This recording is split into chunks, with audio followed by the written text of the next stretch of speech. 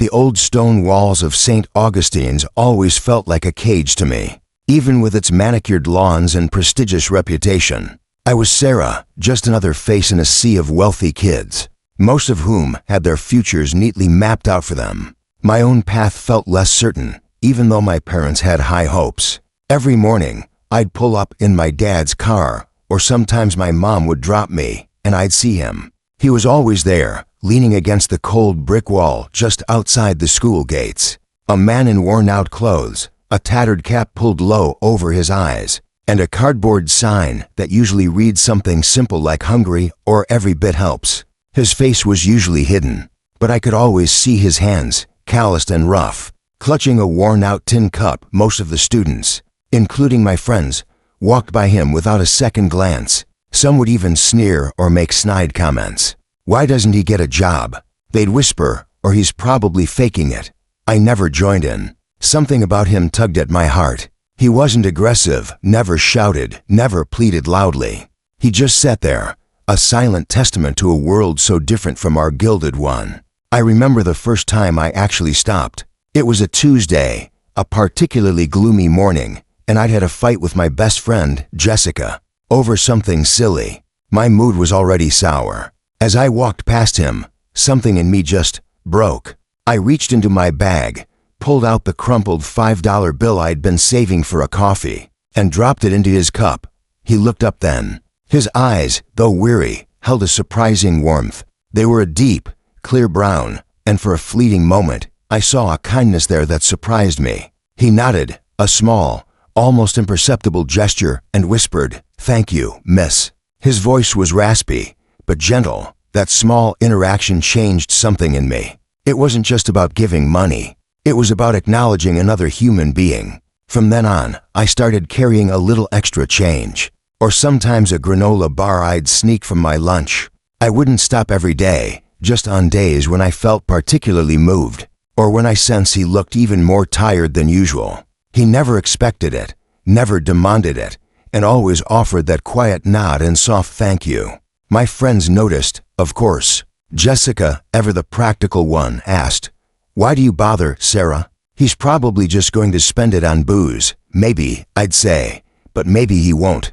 Maybe he'll buy a meal. It's just a few dollars." Jess, deep down, I knew it wasn't just about the money for me. It was about a connection, however fleeting, with someone who seemed so utterly alone. I started to notice small details about him. The way his shoulders slumped when he thought no one was looking. The way he would occasionally shiver, even on not-so-cold days, as if the chill was inside him. One particularly cold November morning, it was drizzling, and the wind was biting. I saw him hunched over, trying to make himself smaller against the elements. I had an extra scarf in my bag, a thick, woolly one that my grandma had wear upon for me. Without thinking, I walked up to him, and before I could lose my nerve, I said, "Here, you look cold." He looked startled, his eyes wide. I held out the scarf. He hesitated, then slowly took it. His fingers brushed mine, and they were icy cold. "Thank you," he said again, his voice a little stronger this time, a hint of surprise in it. He wrapped the scarf around his neck, and for the first time, I saw a faint, almost shy smile touch his lips. It transformed his face, making him look less like a beggar and more like a man. Days turned into weeks, then months. My small gestures continued. Sometimes, if I had a spare moment before class, I'd even exchange a few words with him. I learned his name was Ben. He never told me his story, and I never pressed him. I respected his privacy. We talked about the weather, about the quiet hum of the city, about the changing seasons. Simple, mundane things, but they felt profound to me. He was the one person in my life who saw me as just Sarah, not Sarah, the good student, or Sarah, the daughter of successful parents. He saw me, and I saw him. I started to look forward to seeing him. A strange, unexpected friendship had blossomed in the most unlikely of places. He became a familiar, comforting presence, a grounding force amidst the superficiality of my school life. I'd find myself thinking about him during classes, wondering if he was warm enough, if he'd found something to eat. It was a feeling I couldn't quite articulate, a mix of compassion, curiosity, and a deep, unspoken respect.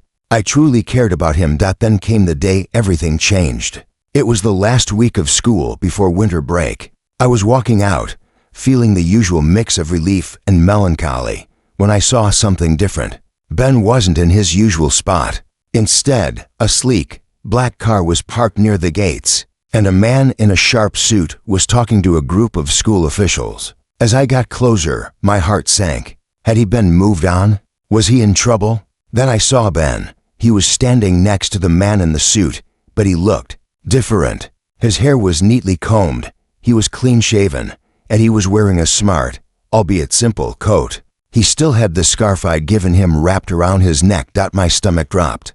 I stopped dead in my tracks, my eyes wide. He saw me then, and his gaze met mine.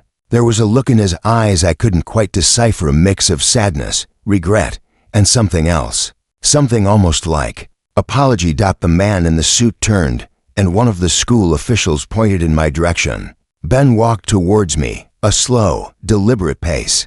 My mind was racing. Who was he? What was happening? Sarah, he said, his voice no longer raspy, but clear and strong, with a hint of something familiar I couldn't quite place. I need to explain. I just stared at him, unable to speak. My world felt like it was tilting on its axis. He took a deep breath. My name is not just Ben, it's Benjamin Thorne, and I own St. Augustine's. The words hit me like a physical blow. I stumbled back a step. The owner, the man who owned this prestigious school, the man my parents revered, the man whose portrait hung in the main hall, looking stern and unapproachable. He was the beggar outside the gates. It was impossible. It had to be a cruel joke.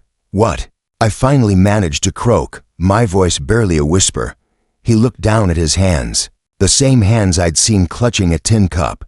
I wanted to understand.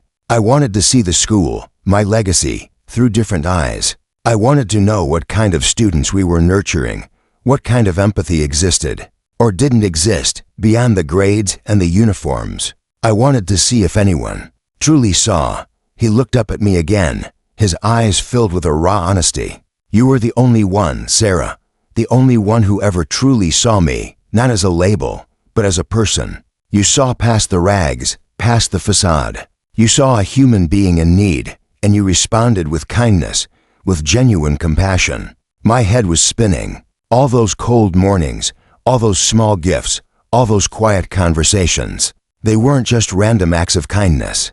They were part of some elaborate test. I felt a wave of conflicting emotions wash over me. Betrayal, confusion, a strange sort of understanding, and a profound sense of hurt.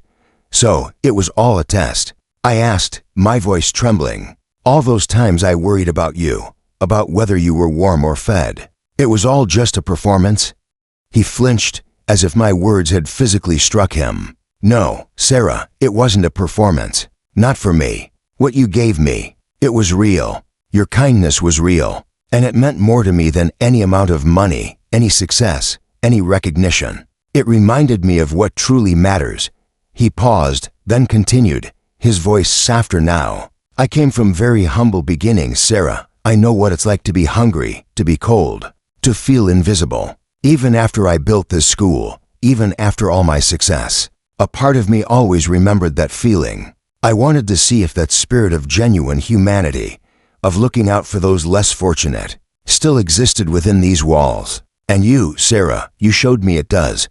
He reached into his pocket and pulled out a small, velvet box. He opened it, revealing a delicate silver pendant, shaped like an open hand. This is for you, Sarah, a small token of my immense gratitude. But what you gave me is immeasurable. You reminded me of the true meaning of compassion.